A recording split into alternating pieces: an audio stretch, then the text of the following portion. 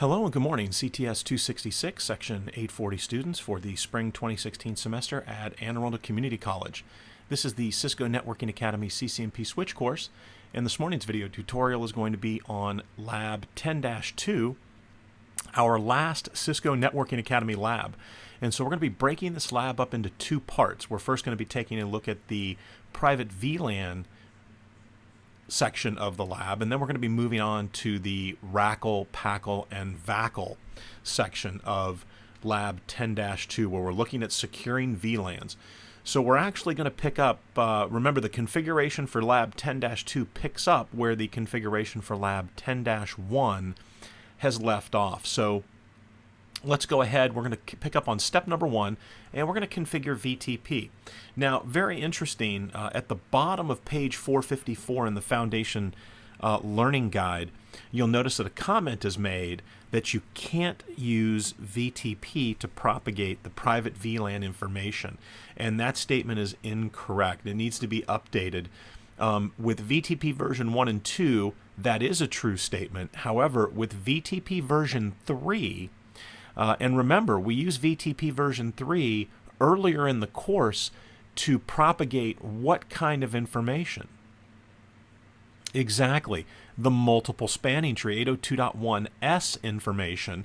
We were able to use the VTP feature to transport and communicate that information between switches. And the same is true here when we talk about private VLANs. We're going to be able to propagate the private VLAN configuration information using VTP version 3. So let's go ahead and dive in here on DLS W01. We'll go from user exec to privilege exec and into global config, and we'll simply say VTP version 3, and it may already be set. Yeah, I had already set this.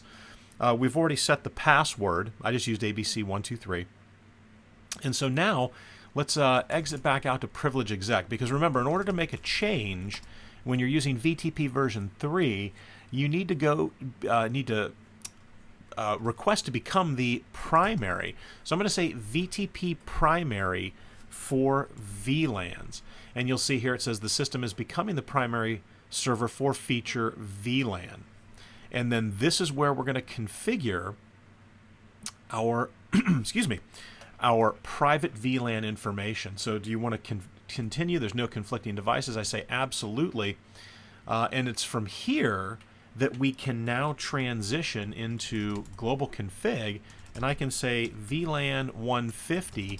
The name of this VLAN will be the server farm, FARM. And then let's exit out. And oops, sorry, we're going to exit out. And what we need to do now is we also need to make the VLAN 150. We're going to create some other VLANs, but we're going to basically become the spanning tree root bridge for VLANs 150 to 152. And we'll be creating those here shortly. So we'll say root primary. Okay. So now if I were to say do show VLAN brief, let's take a look and see, did we create the server farm? And we did. So let's make sure that everybody has picked that up. So let's come over to DLSW02, go from user exec to privilege exec, and say show VLAN brief. Did we pick up server farm? We did, right there at the very bottom. What about our access layer switches here? Show VLAN brief. Yep, server farm is there. And then on ALSW01, all right. And again, you'll see we've got these other VLANs here, 99, 100, and 200, and those were from the previous lab. So we've gone ahead and we've created the VLAN 150, which is basically the server farm VLAN. Now we're going to create some SVIs here. So on DLSW01, we're going to go into interface VLAN 150. And we're going to say IP address 172.16.150.1, and then no shut. And then on DLSW02, we're going to do much the same thing here. So we're going to go to global config into interface VLAN 150. So we're going to create the switch virtual interface here on the distribution layer switches. IP address 172.16.150.2. And then we're going to say no shut. Excuse me. All right. So we've created our primary private VLAN, and that's going to be VLAN 150. And so we're creating this server farm. And so let me draw out here. We'll do a little whiteboarding here. So here is, actually let's start, we'll do it much larger here. So here is our primary private VLAN, right? So this is the primary VLAN. And remember that we have, with private VLANs, we have primary VLANs and we have secondary VLANs. So a primary VLAN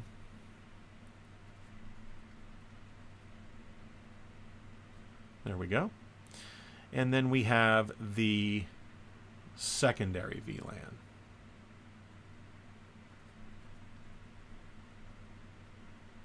Now there's two types of secondary VLANs. The first type is isolated. And the second type of secondary VLAN is your community VLAN. And we've got the community VLAN. Now, remember when we talked about the difference here between the secondary VLANs, the isolated, right? When we've got an isolated VLAN, we really only need a single isolated VLAN. And so we're going to say that this is VLAN 150, right? And then I'm going to come back, we're going to change some colors in here to differentiate between the different VLANs and then the different ports. Now the key to remember is that everybody is in VLAN 150. That is the primary VLAN, right? That's going to be our primary VLAN. And what we're going to do now is we're going to go ahead and we're going to create the secondary VLANs under, excuse me, and associate those with the primary VLAN. All right, so let's go ahead and do that. So let's create our, switch back over here.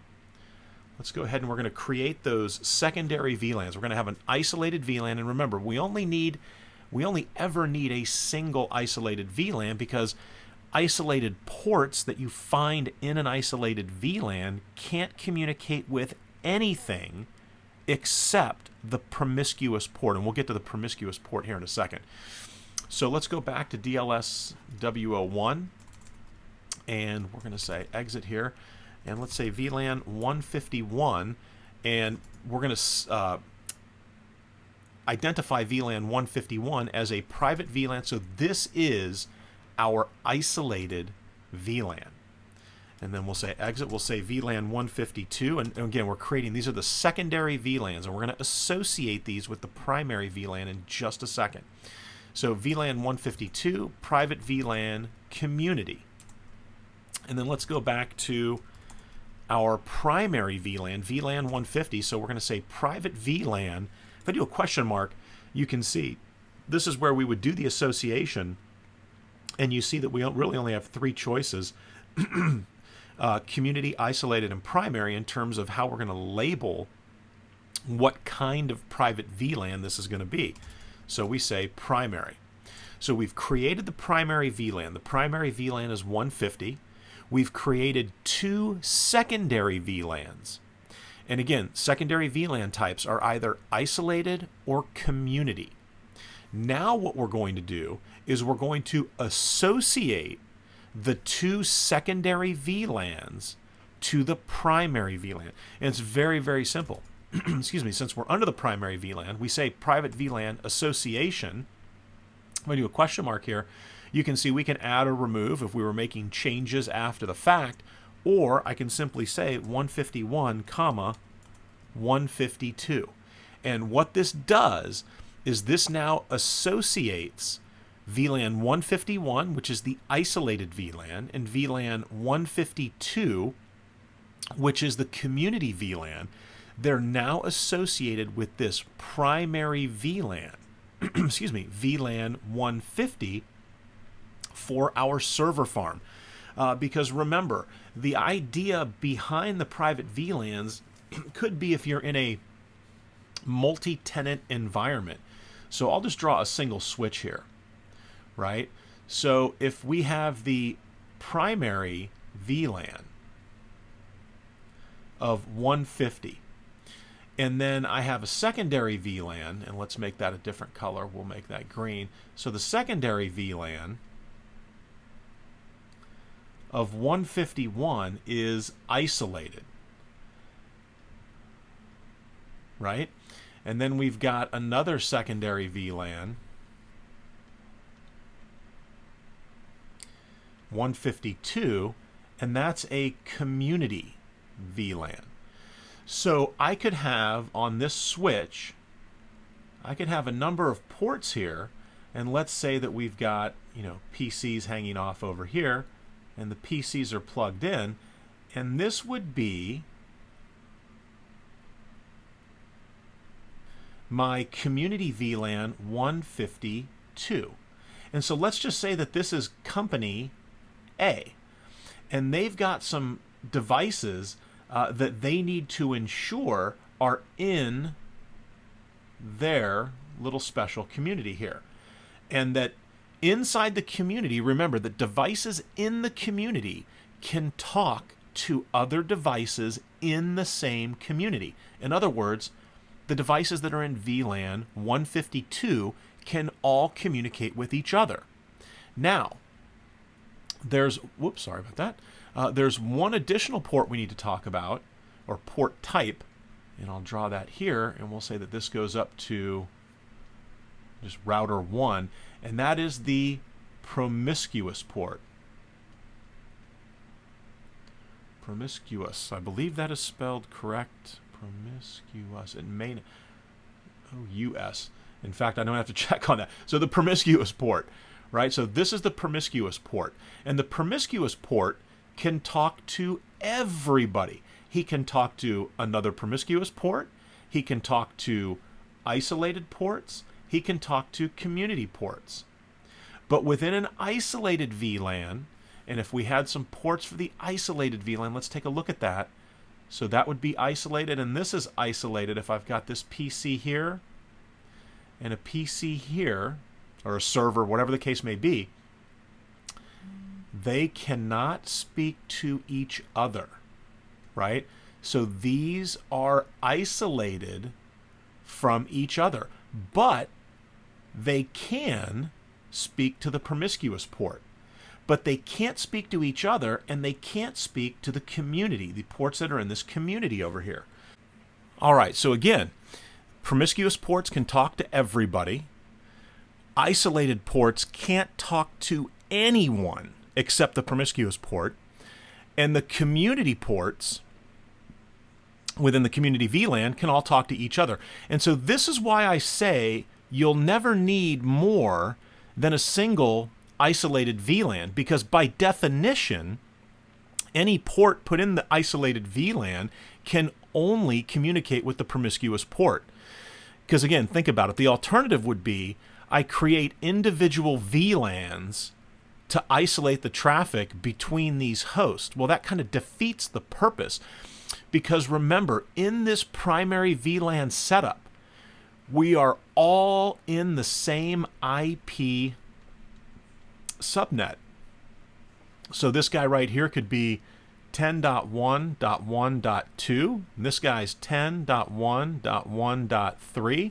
Let's say our promiscuous port is our default gateway, 10.1.1.255. This host could be 10.1.2. We'll say 12. This could be .9. This could be .11. So again, we are all one big subnet. So I don't have to create a bunch of broadcast domains, a bunch of VLANs, a bunch of subnets. Everybody is in the same subnet. So let's continue on with our configuration here. So now we've done the association. We've associated our isolated VLAN and we've associated our community VLAN with our primary VLAN. So let's make sure that this information got picked up. Let's confirm, does VTP, and let me make sure I exit it out here. All right, so let's go ahead and make sure here. So, oops, go into privilege exec and show Vlan Brief. Let's make sure that information got pushed around and take a look at that. VLAN 150 and VLAN 151, and they're both active. How about at the access layer? Are we good here? Show VLAN brief.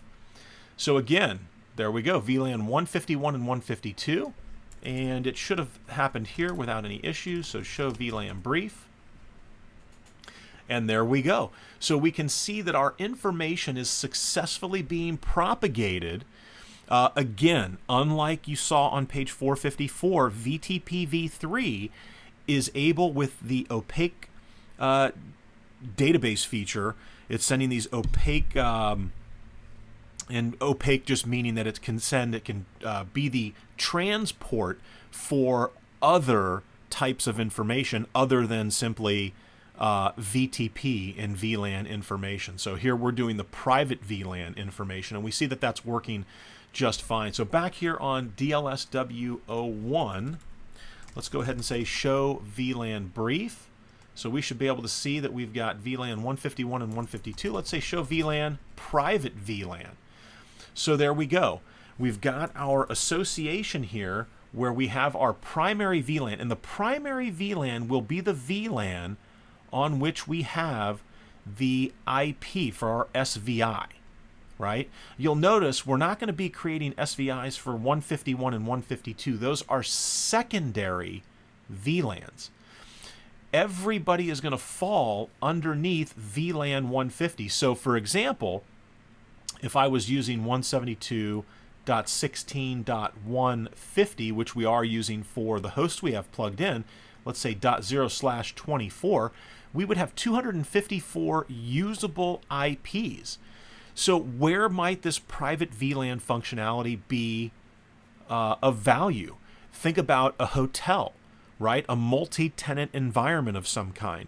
A web hosting setup at a service provider where they can use one large subnet, maybe a /16, right? Given a 65,535 possible addresses, and actually it's not 65,535, it's actually 65,534. Sorry about that, 65,534 addresses, and we could simply use private VLANs.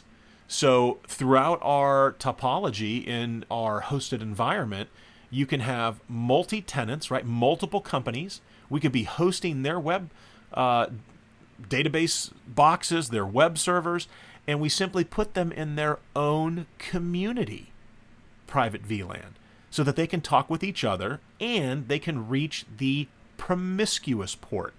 And we're going to be looking at the promiscuous port here shortly. Again, the promiscuous port is simply the port which all VLAN ports can communicate with, both isolated and community. But you'll notice we don't have any ports in here right now. So let's go ahead. We're going to configure the, see what we have up next here. We need to configure the VLANs to support private VLANs, and let's check on DLSW02. We should see the same information over here when we say show VLAN private VLAN, and we do, right? So we'll jump back now to DLSW01. So we're going to configure support for routing of private VLANs.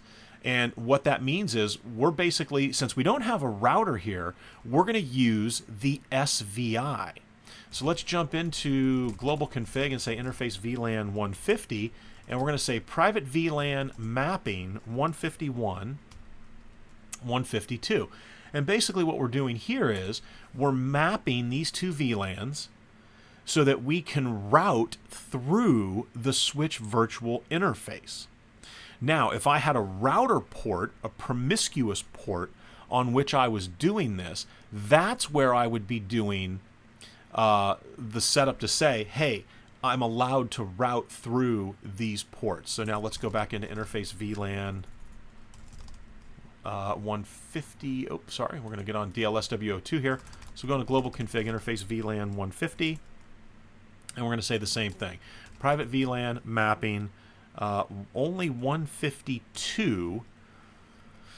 So we're going to put the community port, or the community VLAN mapping, over on DLSW02. And so our question is, will hosts assigned to ports on VLAN 151 be able to communicate directly with each other? The answer is no.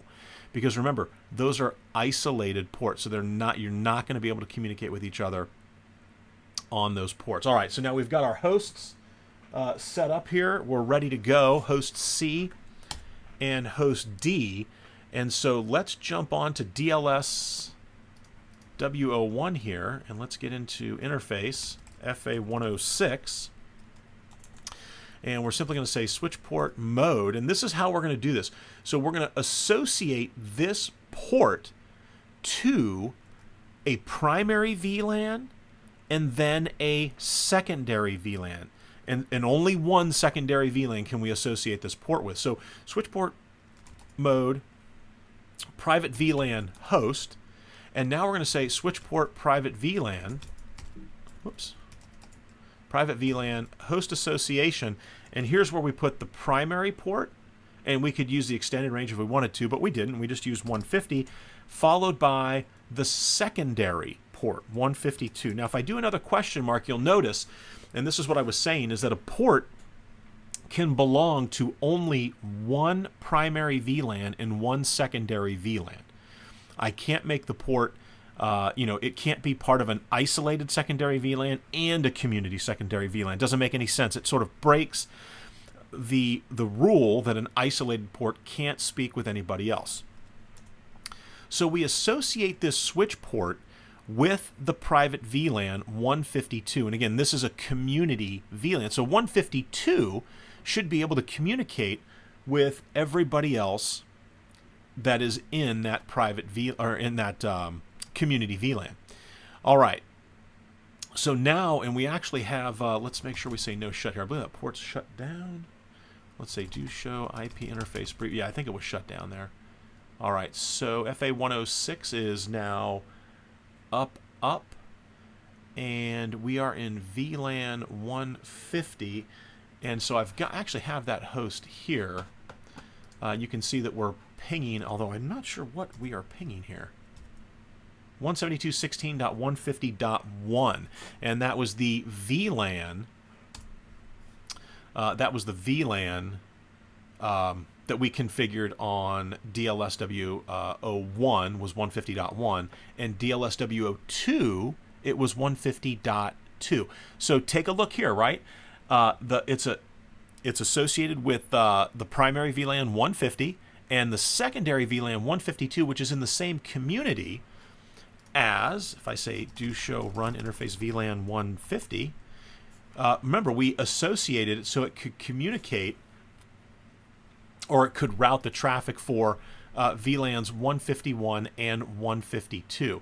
So let's check that out. If this is true, then can I also, let's pull up our viewer here, can I also ping 150.2, which is over on DLSW02, and take a look at that, right?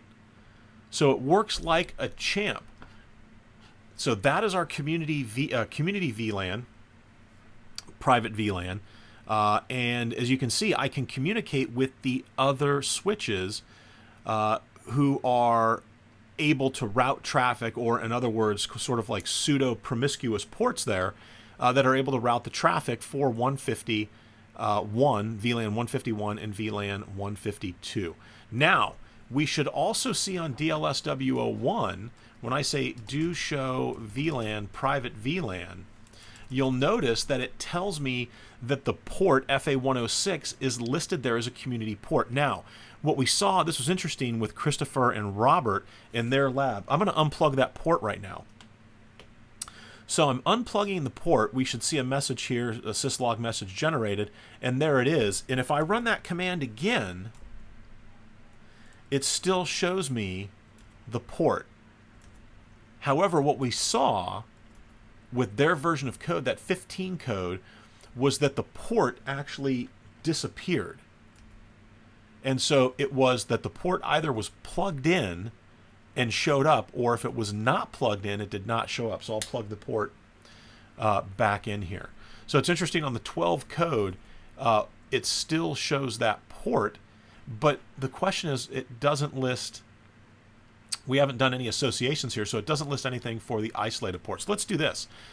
Do show IP or do show run interface FA106. And let's say no switch port private VLAN.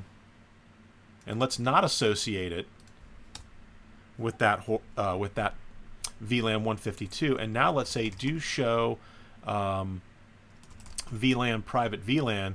You'll notice that the port is gone. Now, what if we were to go back and associate it with 151? And then say do show VLAN private VLAN. You can see that the port comes up, but it's an isolated VLAN. So is it going to be able to communicate?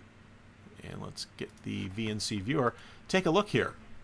It's in an isolated VLAN, and I'm unable to communicate with the host I was pinging before, which was 172.16.150.2. Because do you remember on DLSW02 the association that we made? Exactly. We said private VLAN mapping 152.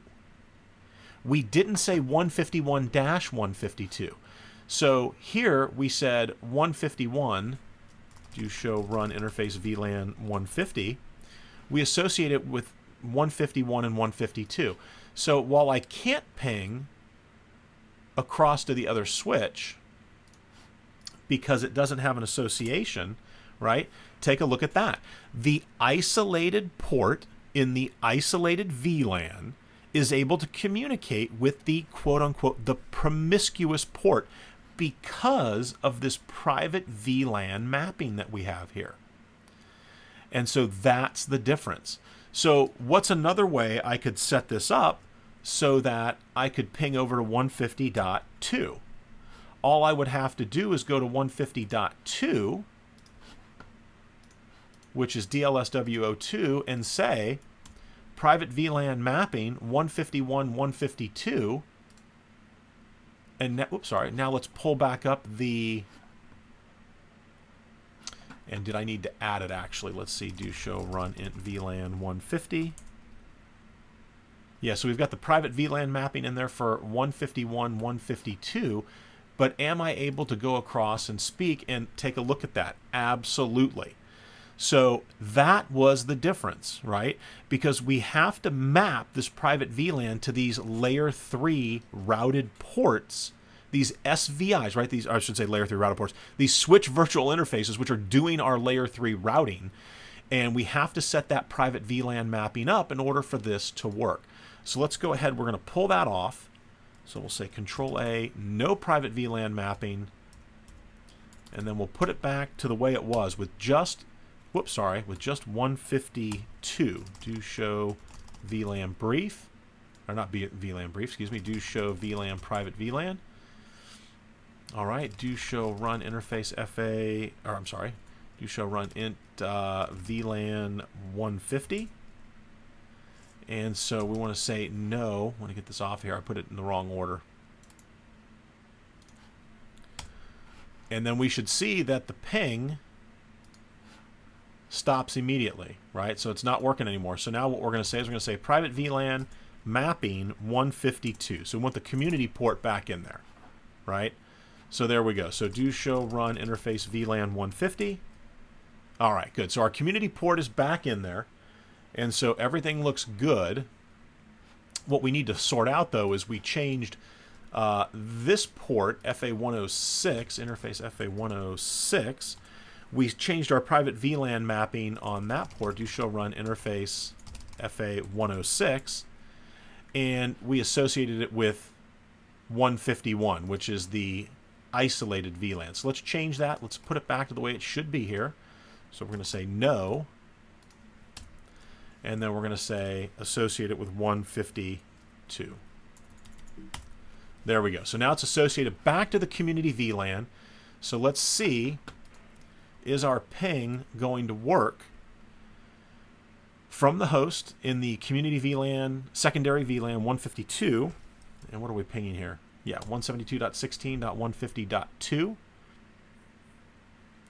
And we should be able to ping across. Let's make sure that we've got everything set up properly here. So do show run interface FA106. All right, so that is correct. And let's take a look over here to make sure the mapping is 152. And that is correct. And so it may just take it a couple seconds here. Let's flip back, and then there we are. Outstanding. So we've got our full connectivity back. And let's go ahead now and move on to DLS2, which is where we're going to be setting up. What are we doing here? This is going to be our secondary isolated private VLAN. We're going to make it interface FA106, and we're going to say switch port mode private VLAN host, because again, we're plugging in. It could be a host, it could be an access point, it could be a server, web server, database server, whatever the case may be. We're just saying this is a host-facing port, switch port private VLAN, host association, and we're going to say we're associated with the primary private VLAN 150, and this is going to be an isolated port. All right, they want us to do it for a range of ports as well, so we'll throw that in there, 1018 to 20, and they want the same thing. So host, and then the association, and actually, I'm sorry, they wanted that association to be, we're going to say Control A, they wanted that to be 152. So those are going to be in the community range. So again, they would be able to talk to each other. The question is, as servers are added to Fast Ethernet 118 to 120, are those servers going to be allowed to hear broadcasts from each other? And the answer is absolutely, because 152 is the community VLAN. So not only will they hear broadcasts from each other on DLSW02, they're going to hear them from from hosts that are associated with VLAN 152 on DLSW01. Now, we don't actually have hosts plugged in, so show VLAN, private VLAN, and you can see that it actually lists out the ports for us because these have already been configured. Even though 18 through 20, there's nothing plugged in, we do see those definitions there. So on host C, we've got the IP configured. You saw that we were using it. Now host D, we're not going to be able to see. It's a white MacBook, but I don't have VNC server on there. So you're going to have to trust me with the output here. So here's what we're going to do. So let's confirm that everything is working as it should. So from host C, which is our MacBook right here, it's asking us to ping 150.1, and we've already done that, and that works. And we'll do Control C, and 150.2, and that was what we were just pinging, so that works. And those are all part of the community VLAN. Can I ping 150.5? And this was supposed to be, in fact, I don't remember configuring that. That's supposed to be ALSW01, and let's take a look here. Show IP interface brief, or do show IP interface brief. I'm assuming we're going to have to configure that. Yeah, the VLAN 150, interface VLAN 150, and then let's say IP address 172.16.150. And we're going to use 5/24 and a no shut, and then let's quickly transition back to VNC with that IP address now up and configured. We should, and it's indicating, oh, I'm sorry, 172.16.99.5. I apologize. Yeah, that is not going to work with 150. We need it to be 99.5. Totally misread the IP address there. So let's see if we can ping ALS1. And let's make sure we've got 172.16. It's up. And let me exit out here and say no interface VLAN 150. And there we go. Take a look at that. So now we're able to ping the 172.16.99.5, right? And so we're actually being routed internal to DLSW01 because this host sits on 172.16.150. But it can communicate to the promiscuous port, and the promiscuous port in this case is the VLAN. Okay, so now we're going to try to ping the other host. So I'm going to say ping 172.16.150.150. Now, this is the host in the isolated port, in the isolated VLAN, I should say, over on DLSW02. This is FA106 on DLSW02, and this is that white MacBook, and everything is configured properly, so it would work. Let's make sure, let's have it work first, and then let's see if we can go back to being an isolated state. So do show run interface FA106. Take a look here. There's our association. So let's fix this. Let's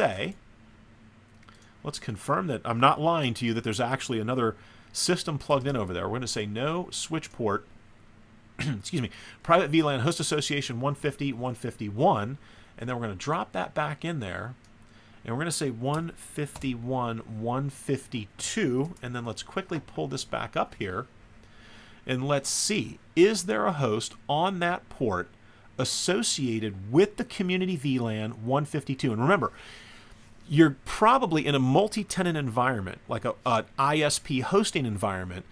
You're going to have numerous community VLANs, but you only ever need a single isolated VLAN, because every port in the isolated VLAN by definition cannot speak to any other isolated port, can't speak to any other port except the promiscuous port.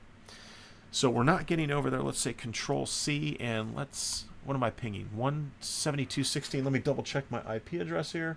172.16.150.150. I've got the same default gateway, and we're good there.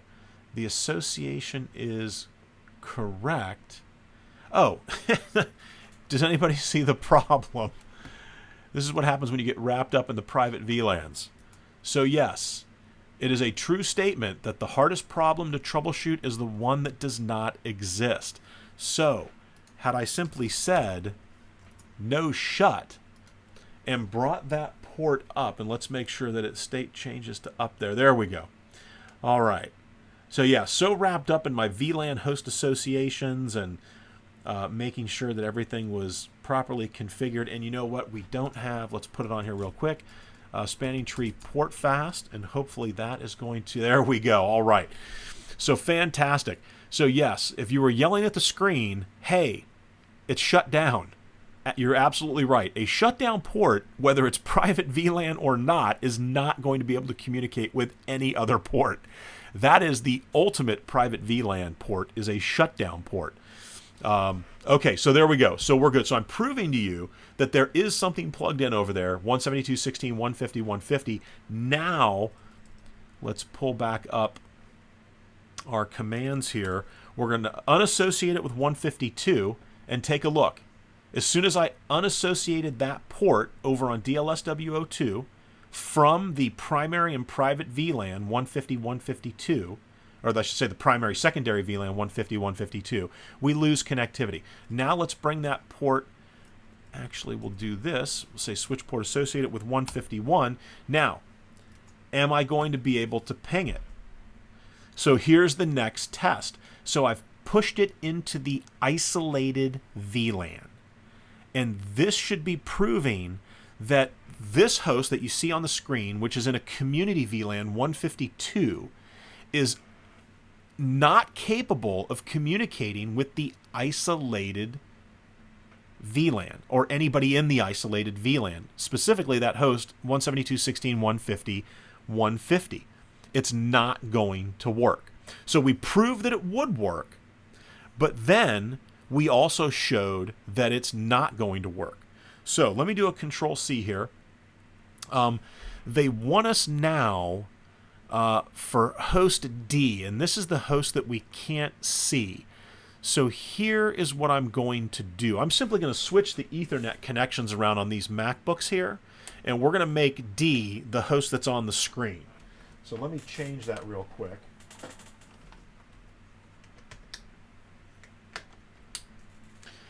All right, so host D is now the host that you're looking at on the screen, and the IP is 150.50. So again, to make sure that we can see what's going on here. So from host D, in the isolated VLAN, can I ping 172.16.150.1? Should that work? Well, let's take a look. 150.1 do show run int VLAN 150. That's the IP here, and the private VLAN mapping for 151 and 152, this should work without any issues. And take a look at that.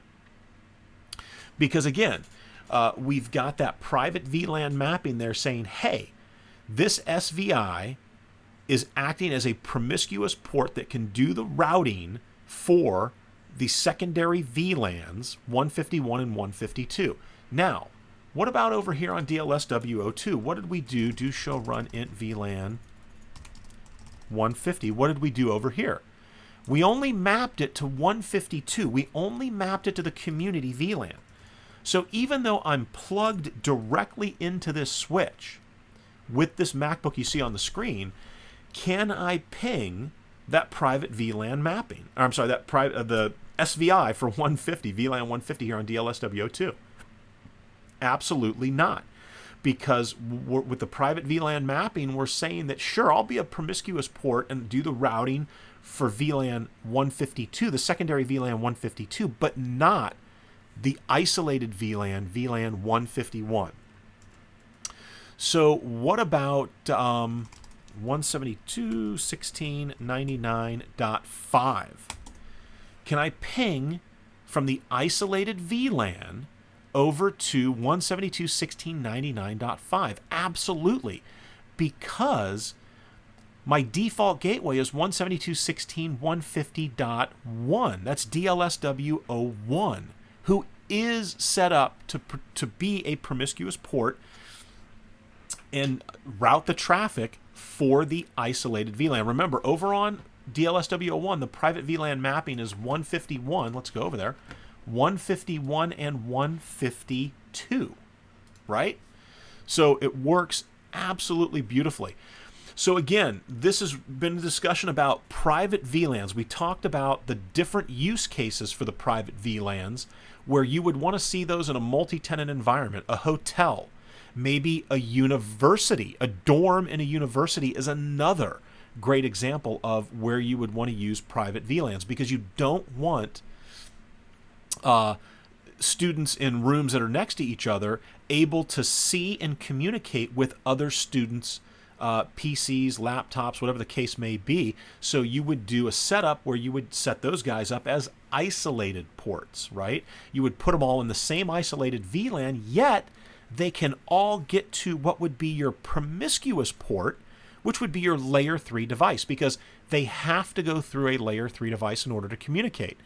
And it's there at the layer 3 device that we can then institute RACLs, right? Our router ACLs, or the layer 3 ACLs on the VLANs to determine who's supposed to be able to communicate with whom. All right, so this is part 1, right, or the first part of Lab 10-2, and this is going to wrap it up for our private VLAN conversation. And what we're going to do now is we're going to take a quick break, and the next video is going to follow up with part 3, where we're going to be talking about those RACLs, or the router access control lists. All right, thanks for watching, and I'll see you guys on Monday night.